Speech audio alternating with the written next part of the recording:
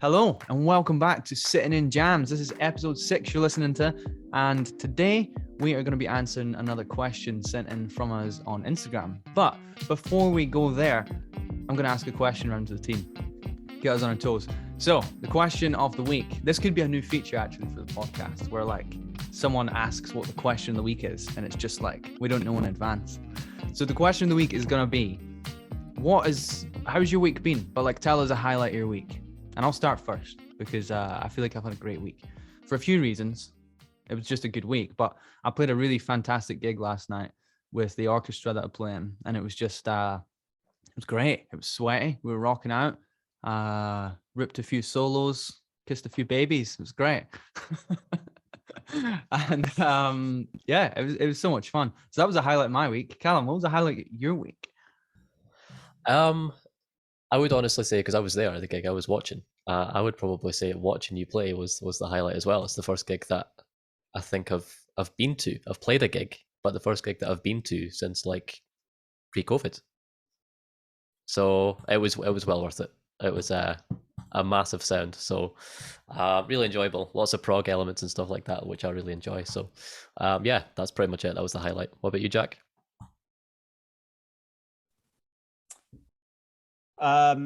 Very funny. The highlight of my week has actually been being able to finally get a weekend. I've like had the past probably 3 or 4 weekends of just sort of working both days. So I had both all of my students, in fact, all of them on the weekend basically came up and said, I'm doing my Christmas shopping this week, so gonna have to cancel. And I was just like, that is great. I can wake up late on Saturday. I don't get to do it. So yeah, do you know what? Just having a bit of time out as well. And so just getting back to the instrument a little bit for myself as well, because it's something that I've sort of struggled to factor in the past few months. It's just some time for me to sit and rather kind of, either for content or for lesson stuff or for students or that sort of thing. So yeah, definitely getting some time to just settle and do that. It's been nice. Nice. That's almost a perfect segue into the next question.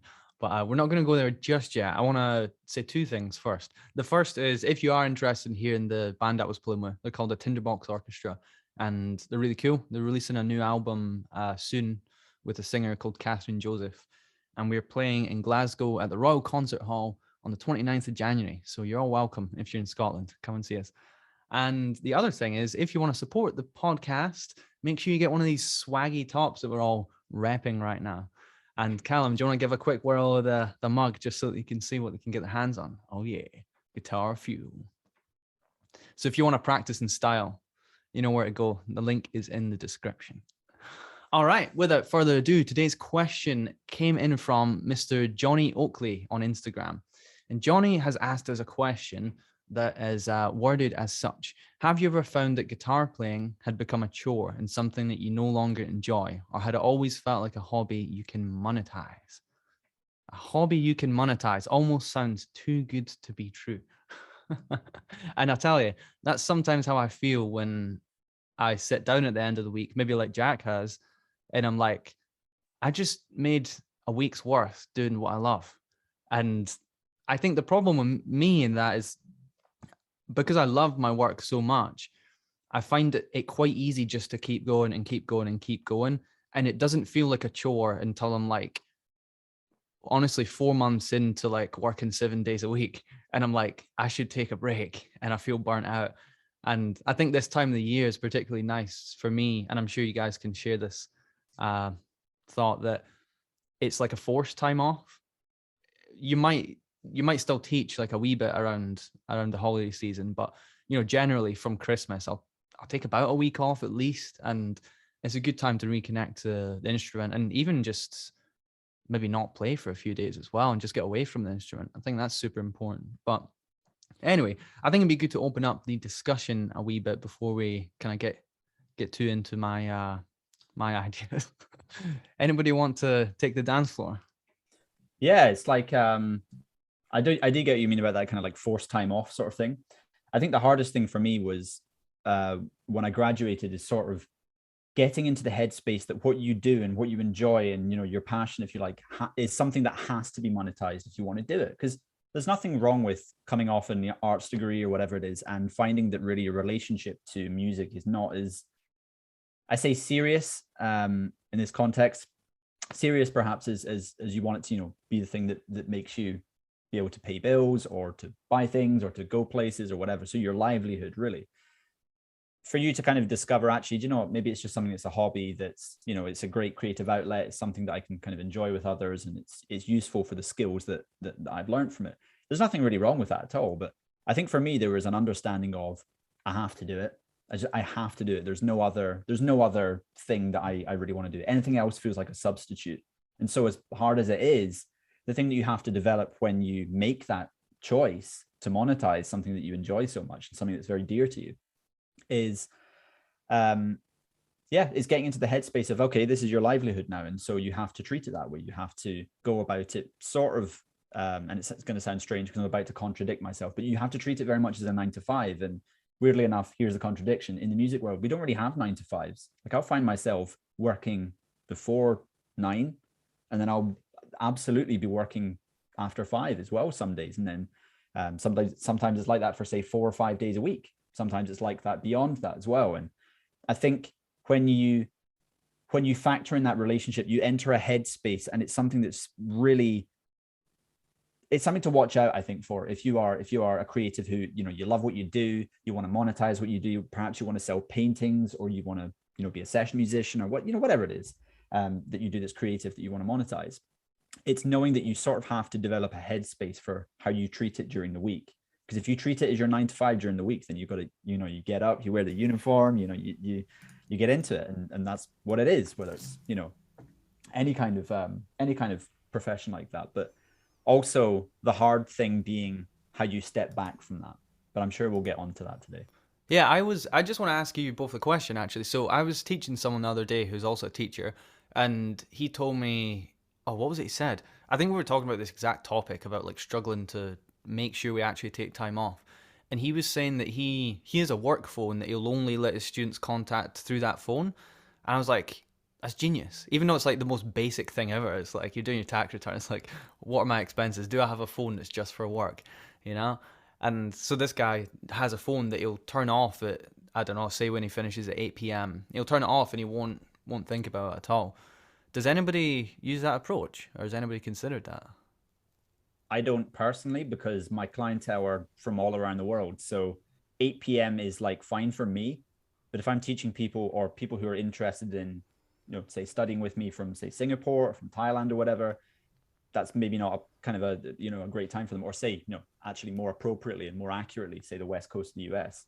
Mm-hmm. It's not really great for me just suddenly logging off at that time. So I think the thing is, like, when you diversify your modes of how you are contacted, you sort of have to divide things like, you know, an email address for your business stuff and your email for your person, and that sort of thing. But yeah, like, I really like the idea. I really like the concept of having a work phone, but I think practically when you're dealing with the world, I don't think it's possible for me, at least. No, I think it would be possible, because I'm the exact same as you in that I teach people all over the place, but it's more about protecting yourself. Because it's like, I mean, I don't know about you, but if I get an inquiry at 10 p.m. and I'm like chilling, hanging out with someone, I'm like, I'm not going to answer it. I'm not that desperate for students that I need to stop and answer them right now. I feel like for me, that would be an unhealthy relationship to my work. And I've been there many times. Callum, what do you think about that? I'm definitely in a similar boat. I think that ability to clock off is super, super beneficial for the long term, especially. But I find myself, you know, just as you said, like experiencing that almost need to just kind of get to the question that maybe a student's asked, or like a consultation or just anything like that. Just sometimes you feel kind of obligated, especially if, kind of going back to that question, you think that you're like, you enjoy the chore. That's the thing. It's like you've got chores, but you actually kind of enjoy the chore at the same time. So I do feel that way about it. It's kind of funny that it's like, it's both worlds. It's kind of both like, it is a chore. And that's because we've passed a certain point where it's like we got interested initially because we had a love for it, or we just enjoyed it. But then the monetizing it is that chore. It's like now you're equivalent of 9 to 5. I don't feel like it is like that at all, like as you were saying, Jack. Because it just feels like, as a musician, you can kind of have anything going on from 9 to 9 any day of the week, and that can, it can be maybe quite consistent for a while, but it could totally change. And I think that's what makes it quite exciting as well, is that sometimes you don't know what's around the corner. And sometimes you can just be in a new line of work, and that's you for like another 6 months. So I feel both for sure. Yeah, I think your point about like loving the chore or just even realizing that there is a chore element to any job is so important, because I'm sure people who aren't professional musicians, they have this romanticized idea what it is to be a musician full time. And I honestly, hand on heart, would say it lives up to the hype. But I would also say that people don't realize like the adult stuff you have to do. Like, well, doing a tax return, for example, you know, January's coming. We all have to, I'm sure, do our tax returns then. And if you've not already done it. And, you know, that's a big piece of admin that they didn't prepare you to do in uni when you're studying to become a musician or whatever. And yeah, there are menial tasks like having to respond to emails and phone up people and chase people for money, which is like the worst part of my job. I absolutely hate when someone doesn't pay and I've got to bother them. It's like, oh, can you send your money, please? You know what I mean? So yeah, I think a lot of people maybe do have a romanticized idea what it is to be a musician for work, and it's important to realize that there is an element of chore in every job that you do. You just got to learn to love it. And I think Callum, I know that we've spoken a lot about little things that we can do to like automate certain sides of that to make it a little bit easier. And Jack, I know that you have, or it seems to me that you have a positive relationship with like going to a cafe to do a wee bit of work, like admin or whatever. And that's something that I try to do to make it a little bit less of a chore. Because if you go to a nice coffee shop and, you know, get some nice coffee or whatever it is you're doing, go for lunch, just sit and like get that invoice done whilst you're in a different environment. And I find that can be quite, in fact, very useful. Like tomorrow, I know that I've got to do this big lump of stuff that I don't really want to do. And I'm like, well, what cafe am I going to? Because that will make it better, undoubtedly. Cafe, do you want a cafe? Sorry, Jack, I was gonna call you Cafe there. I was gonna ask if you could share some insight into your Cafe Nero sessions and how they work. Yeah, my Cafe Nero sessions. Anybody who knows me knows that like Cafe Nero is my spiritual home as well. So I get so much done in there as well. It's but it does come from that place, like you're saying, from being able to realize that when you're a musician, you're sort of always in the office. Your office isn't, you know, this small enclosed space in which you have a desk and you say hi to Debbie, the receptionist, every day. You know, it's not that. It's quite funny to think about what a mental picture that is, but it's not that. And the unfortunate thing is your office is the mindset that you always seem to find yourself in as a musician, which is either how do I monetize something? What work do I need to get done? As you say, Reese, you know, whether it's, you know, the adult things, if you like, or the boring things like your admin in terms of tax returns, in terms of how you market yourself, all of those sort of things. There are things that are constantly on your mind. And I think one thing I absolutely struggled with for such a long time was trying to sort of log off, just mentally logging off from a lot of that stuff. And I still find that hard from time to time, because again, this is my passion. This is the thing I love to do.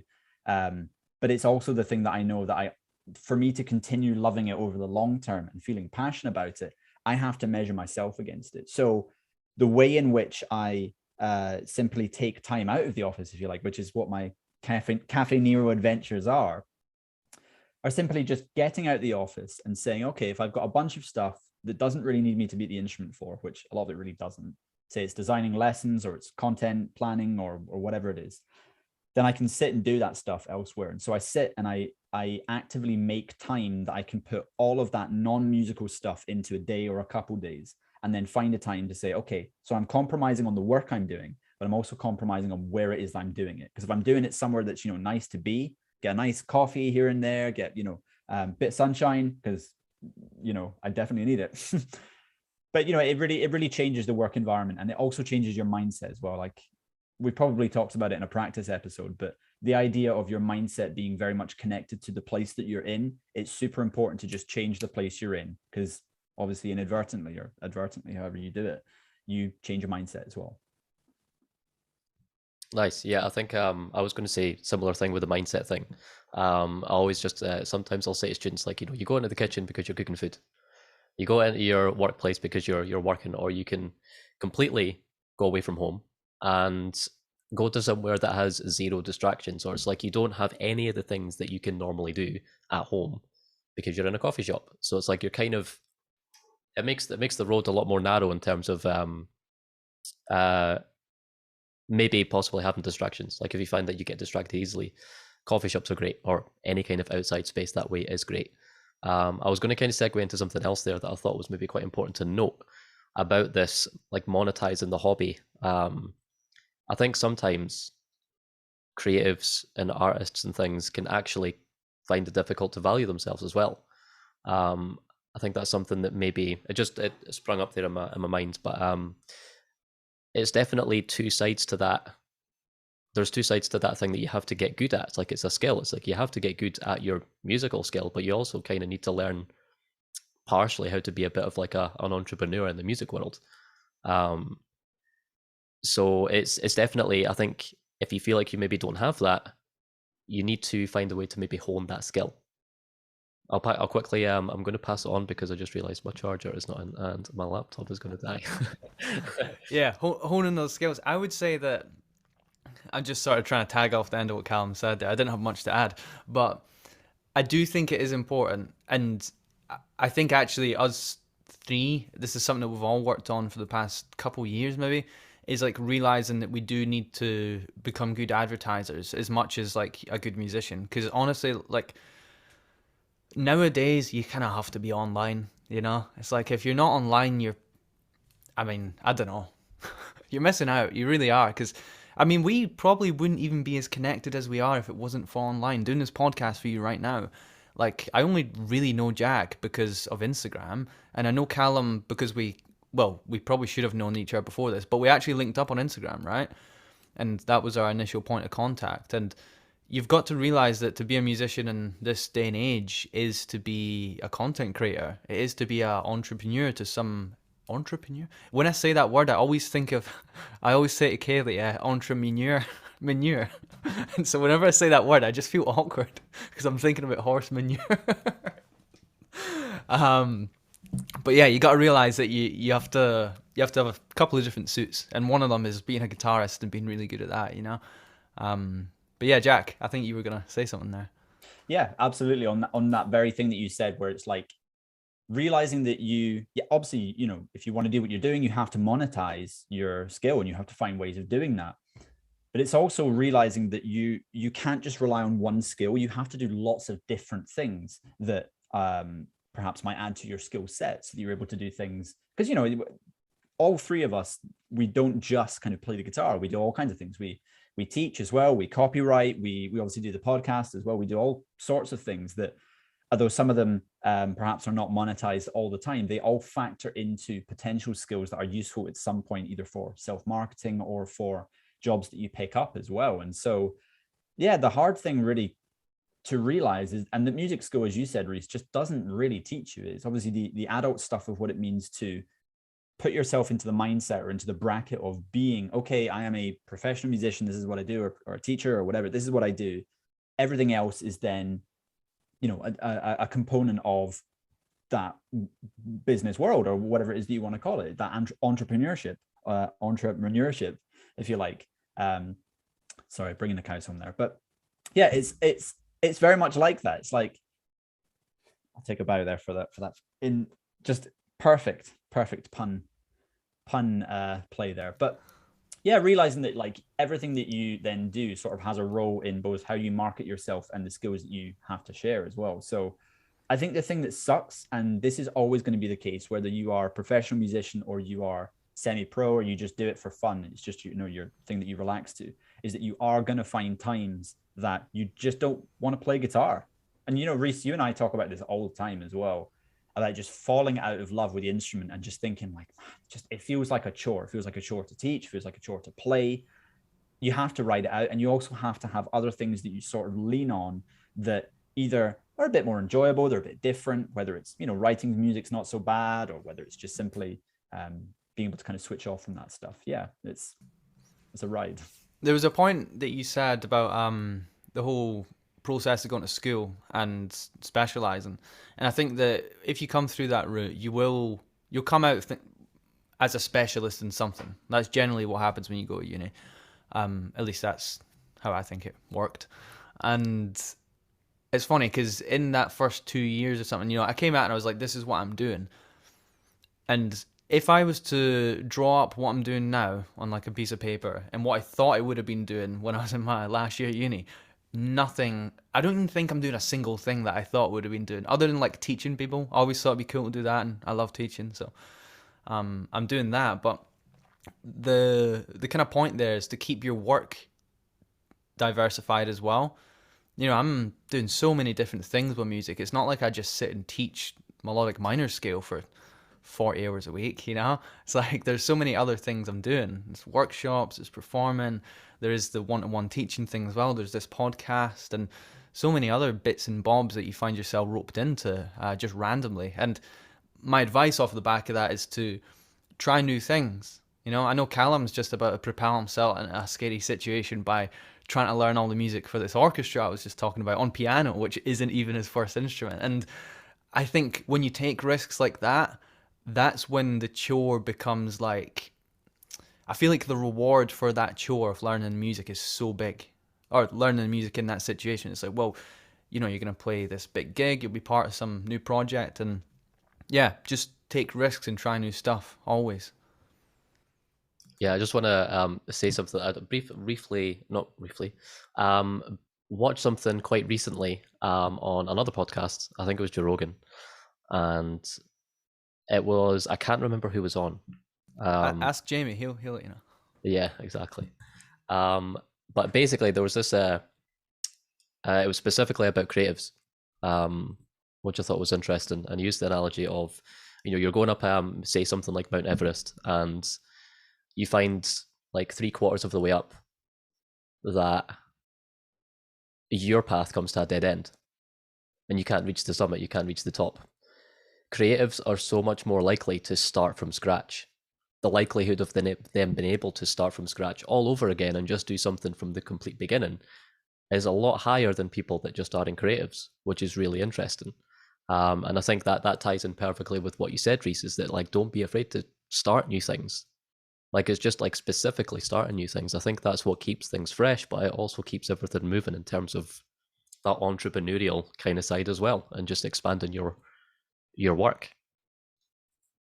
I just wanted to kind of add that in. I thought it was a nice, important little note, especially for creatives. I think creatives will enjoy hearing that for sure. Sorry, Jack, you go first. You had your hand up before me. I just want to say that. Just on that topic then, Callum, you've reminded me of something that is really, really important. Whilst it's really great to try new things and just get involved in stuff that you actually don't know if you have the skills for yet, or perhaps you develop down the road. I don't know why, but it made me think of something that I've actually learned this year that is very poignant, I suppose, for me at the moment. So it's very important. And that simply is like, for me, I can get very caught up in all the other stuff that's away from playing and from writing. And, I can get caught up in all this other stuff for working for other people, or just doing stuff that's outside of what it is that, the reason I'm doing this in the first place. And I think what I've learned is that for me to recenter myself, I have to continue developing my own personal relationship with the guitar. I've got to do it. So I've got to sit down with it. I've got to treat it as like an interesting time for me. I've got to get into that headspace of being like a child, really, and exploring it and enjoying it and finding the things I like about it and getting frustrated with it. I have to continue that relationship with it, because ultimately, if I don't continue that fire, if you like, it doesn't pass on to all the other things that are going on in my life that are inspired by that curiosity for my passion. So I think on one side, whilst yes, if you want to do it for a living, it's important to monetize it and to find, say, several different ways or streams to monetize it. Sure, great, fine. But there also comes a point where you have to be doing it for the right reasons, and the right reasons are actually not monetary at all. Because I'm sure that all three of us here, to the listener, hopefully, whether you are a budding professional musician or perhaps you already are one, is that there's a lot that you have to do for free anyway. There's a lot that you have to do, whether that's networking, whether it's doing favors for people, whether it's turning up to gigs, whether it's spending money to go and see people, to go and shake hands, whatever it is that gets you a foot in the door for. And I suppose this is the case with, any sort of walk of life, really, in any profession. But the point sort of being that you have to value something more than the monetary value that it may give you, or that could give you, or that it will. And so for me, the thing that I've really learned over the past year, especially, is that I have to work on maintaining my personal relationship with the instrument, because that's what gets me out of bed. It also inspires me to do A, B, C, D, any other kind of form of work. It inspires me to do the podcast as well. So Nice one. Well, Johnny Oakley, thank you so much for sending this question. I think that yeah, we really enjoyed that. I think the initially we had a discussion. We weren't quite sure about how we were going to tackle this, but I feel like it really kind of it all came into fruition. It was really engaging question. So thank you so much, Johnny, for sending that in. And if you're listening and you would like to send us a question, send us a message on Instagram or leave a comment on our YouTube videos. We'll see all the comments and we reply to them all.